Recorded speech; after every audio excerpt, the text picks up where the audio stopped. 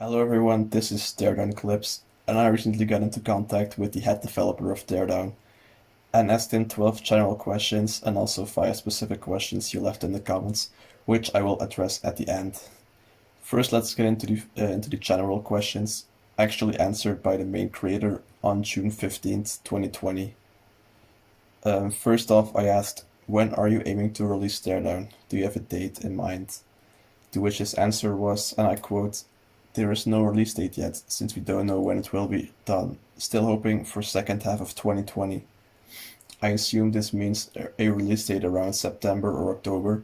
He did say the second half, so we can't be 100% sure.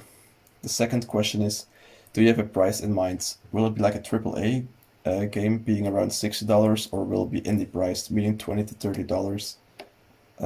And the answer to this was, it will be indie priced, but no price point in mind. To be clear, the average price of an indie game on Steam is $9, so I doubt it will be close to that. I personally think it will be around $20. That's just my opinion. It's still kind of cheap if you look at what the game actually gives you. The third question is, are you planning on adding custom mods to allow people to create their own maps, vehicles, props, etc.? If so, how would that work and where would people need to go to install the mods? To which he answered, yes, but not an early access release. Meaning there will be modding support along the line, just not when the game initially comes out. The fourth question is, what is the main objective in the game? He told me that is explained in the Steam trailer. By the way, if you guys have not done so yet, there is a link in the description leading to the Steam page, so you can wishlist the game and be notified by Steam when the game releases. On to the next question then, which is, will there be a sandbox mode? And the answer is, yes, I think so, but regular gameplay is also like a sandbox. What this means is the game, when you play it, when you play the objective, there is kind of a sandbox feeling. But then again, yeah. Okay, the next question. Are you planning on making Teardown on multiple platforms like Windows, Mac, PlayStation 4, Xbox One, and mobile? To which he answered with a simple no, meaning Teardown will be exclusive to Windows, sadly. The seventh question, will there be a demo or beta version of the game? To which Dennis also said no, looks like we're just gonna have to wait for the release. Number 8, will there be a possibility to change the graphics to make Teardown playable on lower end computers? To which he said, sort of, but even the low setting will require a pretty good machine. I then asked him what are some of the requirements needed to properly run Teardown, and he told me it's available on Steam. So I'll read out the minimum requirements for you now.